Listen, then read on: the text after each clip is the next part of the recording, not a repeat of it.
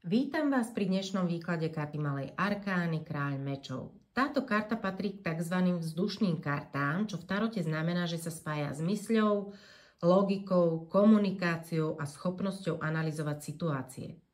Keď sa pozrieme na samotnú kartu, vidíme kráľa, ktorý predstavuje aktivitu, rozhodnosť a vodcovstvo. Jeho naklonený meč symbolizuje schopnosť kriticky a múdro rozhodovať, čeliť pravde a byť pripravený brániť seba a svoje hodnoty.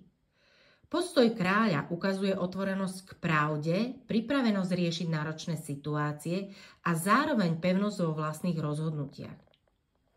V pozadí karty si všimnime stromy. Je to symbol života, nesmrteľnosti, poznania a slobody. Nad nimi lietajú dvaja vtáci, čo predstavuje rozmanitosť myšlienok a inšpirácie.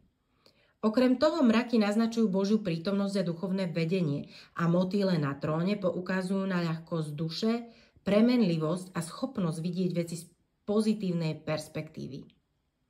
Ak sa pozrieme ešte hlbšie, zistíme, že farby na karte tiež nesú význam. Žltá symbolizuje vedomie, nádej a spiritualitu, červená energiu a vášeň, modrá duchovno a pokoj, sivá neutralitu a čierna hĺbku skúseností a introspekciu. Spolu tvoria bohatý symbolický jazyk, ktorý nám pomáha lepšie porozumieť charakteru kráľa a jeho schopnostiam. Na záver možno povedať, že karta Kráľ mečov hovorí o človeku, ktorý je múdry, analytický a pevný vo svojich rozhodnutiach. Ide o energiu rozvahy, spravodlivosti a jasného myslenia, ktorá nám pripomína, že aj v zložitých situáciách môžeme konať s rozumom, otvorenosťou a integritou.